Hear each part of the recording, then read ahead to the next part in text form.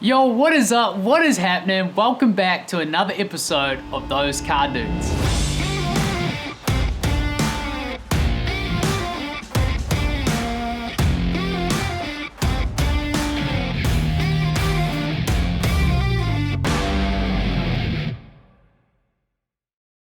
Over the last few months, a lot has been happening with the E30, believe it or not. My engine has been getting a whole refresh, and I'm super excited to reveal a little bit more about that soon. It is on the home stretch, but before my motor gets here, I want to make sure that the thing behind it, the gearbox, is going to be up to scratch for the task. So I've got a bunch of new parts to make sure that the gearbox isn't going to be spitting oil and we can all be shifted nicely through those gears, and I'm going to show you how to replace those. The first thing I'm going to show you how to replace on your gearbox today is the seals, so that your gearbox isn't spitting oil. There are three main seals on the gearbox, this one here being the input shaft seal, which is under this cover here. The second seal we need to replace is the one around the output shaft here, and to do that we need to remove this flange, which I'm going to show you how to do, and there's a seal that goes around it there. And then the third seal is the one that goes around the shifter linkage just in there. To remove the front input shaft seal, we want to remove these bolts around this cover. This cover has probably got some gasket sealant underneath it, so we may need to tap it to get it loose once we got the bolts out, but then it should come right out and we should have access to the seal.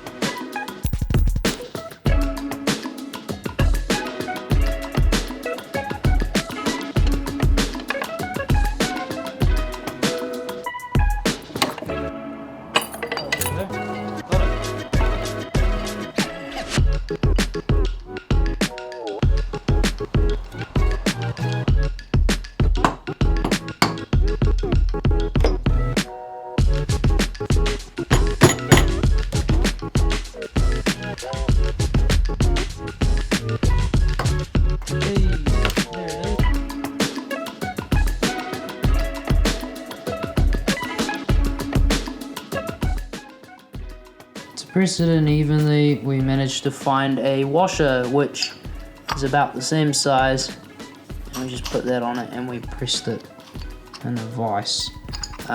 This is a 40mm seal, so if you can find a socket that's a similar size, like a 38 or something, it might do the same thing, but the biggest I had was a 36. So anyway, it's all pressed in, so we can put it back in the gearbox. If you took this out like I did, make sure you press the two pieces back together. I used a vise and a hammer to just tap it back into place. I'm not sure if you have to do this, but I've decided to put some liquid gasket, some RTV style stuff on here, just so that I have peace of mind that it's not going to leak.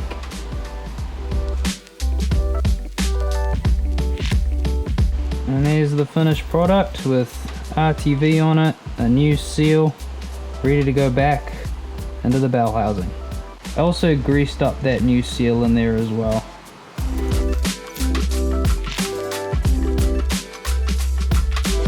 When you're doing this, you want to line up, there's a little arrow here down the bottom, you want to make sure that that lines up with the freeze plug here in the gearbox.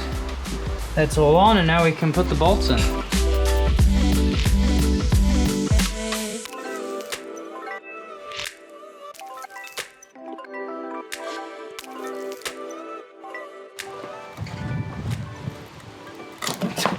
Oh, you're right. I think we broke the wood. So for the rear seal, we've got to take this flange off, but obviously when we're undoing this nut, the whole thing rotates. So we tried putting a piece of wood there, but it wasn't strong enough and it just broke to jam it. So we're going to try to find a piece of chain or something to hold this in place while we use the big breaker bar and take off this 30mm nut. So we've got a bolt that fits the hole, put it through a chain, and then the chain conveniently slots into where the gearbox mounts go, and it just slots in, and then that should stop this from turning. It means we can crank that. Thanks for helping, Dad. Appreciate it.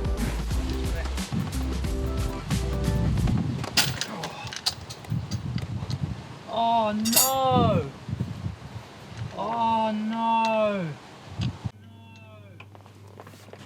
That was really stupid. I completely broke the tab that holds my gearbox mount to the cross member off. Just snapped, putting way too much pressure on that mount with that chain. However, I broke the mount, but my good friend Neil, who's a welder and a fabricator, came to the rescue. That day I learned cast aluminium wasn't as strong as I thought it was. Anyway, let's get back to the video. After many attempts, my dad and I eventually got this nut off the output shaft on the gearbox. In the end, the winning combo was heat and an impact gun connected to a compressor. Quite a powerful one. So we got it off, which was awesome, and now we need to remove the flange on the output shaft. To get this flange off, I have a gear puller, and I'm hoping that if I pop this on here and tighten it up, it's gonna pull this bad boy off. I guess there's only one way to find out. Let's give it a hoon.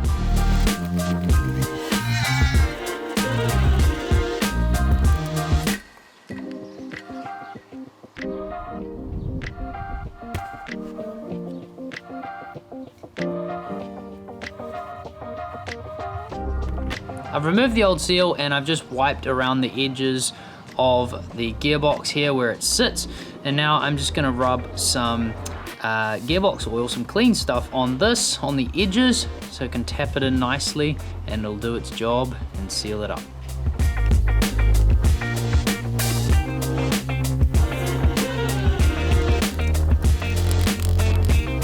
Before I pulled the old seal out on the output shaft, I took a photo to make sure that I've got it in the right place when I put the new one in.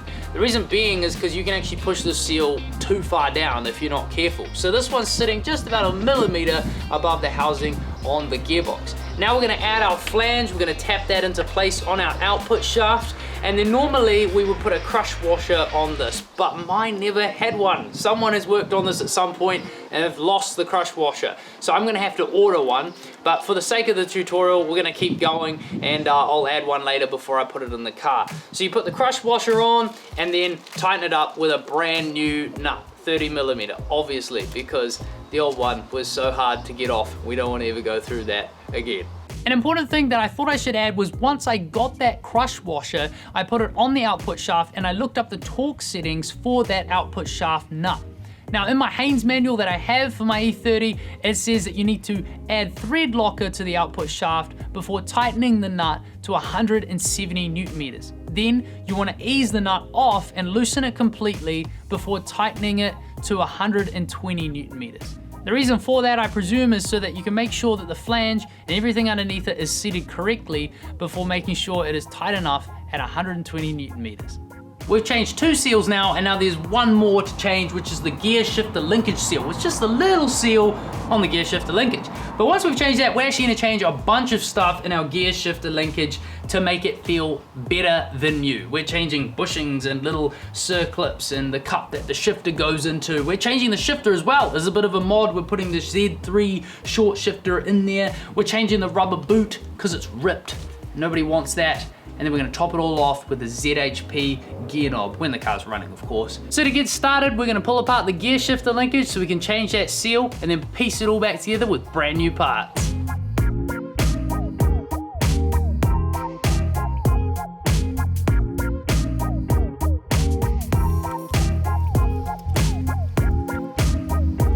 So you basically just wanna push this collar down, stretch it with a small flat head, push it all the way down that you can. Once you've pushed that collar down and off, you can see this pin, and you basically just want to pop that pin out, and then this will pop right off. Once you've removed the gear selector joint, you can take this ring out, and we want to remove that seal right there around the gear selector. Now I've been told that this is quite hard to remove, so we're going to try a little flathead screwdriver and see what we can do, but in the end I'll tell you what I did and how I got it out.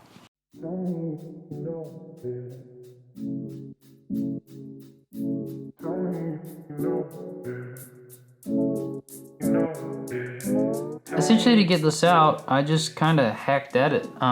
Used a bunch of small tools, some needle nose pliers, flathead, all sorts of things, anything I could find really, and just mounted it enough that I could lift it out with a small flathead.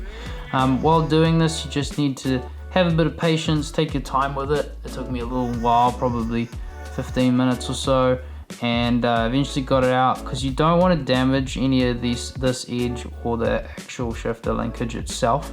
So you just want to take your time with it, and once you got it out, you can put the new one on. That just goes in there just like that. I used a long range socket to knock the bushing in evenly. I just tapped it gently. I didn't have the right size one, but I just was able to work it around until it was nice and flush. Once that bushing is in nice and flush, you can add your new one of these. This one looks slightly different. I think it must be like an updated version. Exactly the same thing as before. Pin goes through the hole. This ring holds it all together. Then we can start linking up all the other stuff. Since this part is metal on metal, I'm gonna add a bit of grease. Assembling it is just like how we took it apart. So this ring goes on first, this guy goes on there, this pin goes through the middle, and then we have to put this ring over it to hold it in.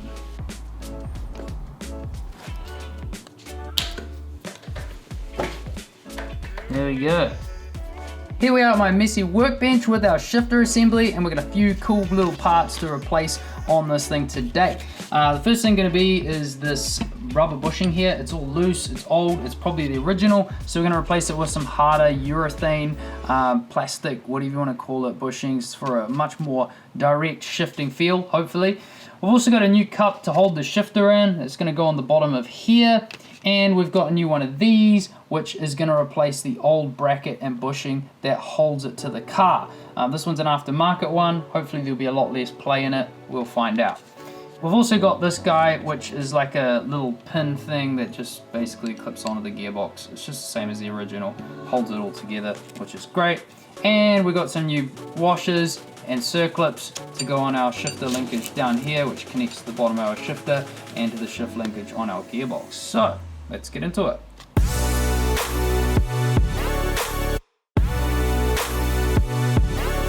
Well, that was easy. I didn't even need to turn the drill on, it just pushed out.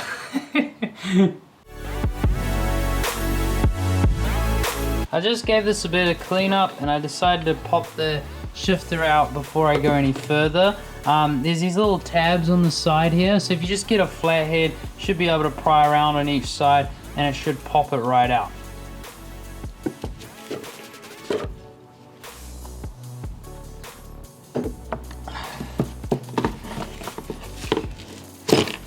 There we go, just like that.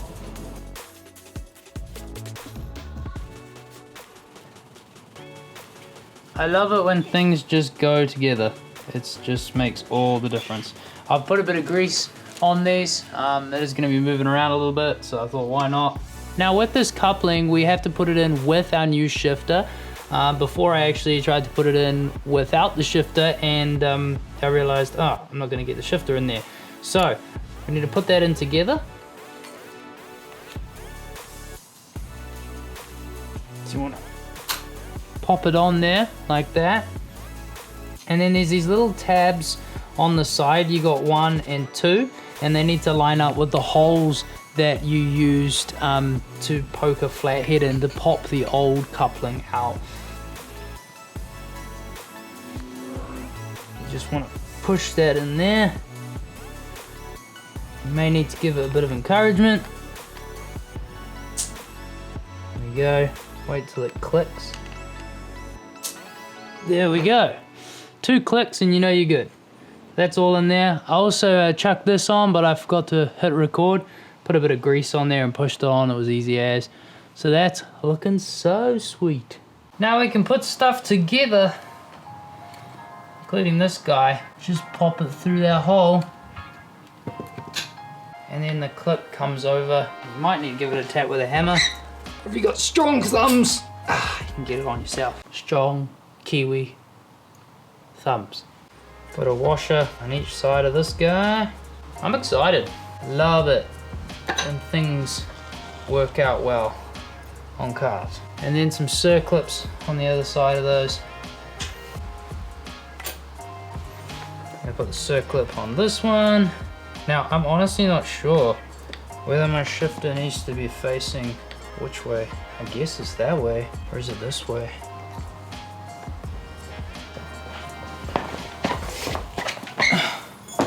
I think I'm just gonna have to try it out. What feels right? I reckon it's the other way. That seems to sit way too far forward. And then to finish it off, we're just gonna chuck our rest of our washers on with our circlips. And she'll be right as rain, as we say in New Zealand. While putting this together, I discovered that you don't actually need any of the washers on the shifter side of the linkage if you're using the Z3 short shift. The base of the short shift just seems to be about 1 or 2 mils wider than the standard E30 one, so it fits nice and snug without those washers. Now you can put this wire back through your rubber boot if you replaced it, slap it on there, put it in the car, and you're good to go for a hoon. And that's it, that's us. The Gearbox has had its birthday. Well deserved, 31 years of shifting through the gears. And as you get older, things just start to rhyme. You don't even mean to do it. It just happens. Truly, I'm really excited to get this car going and to feel it. Honestly, there's so many new things in this car. I just went way too hard on this one. Way too hard. One day soon, you will work. My motor's nearly finished and I cannot sleep at night. Thank you so much for watching today, guys. I hope you enjoyed this episode. There is plenty in the pipeline to come with both JD's cars and mine, and we cannot wait to show you all. Make sure you hit that subscribe button if you haven't already. Follow us on Instagram for all the latest things that we get up to, and we cannot wait to see you guys in the next video. Peace out.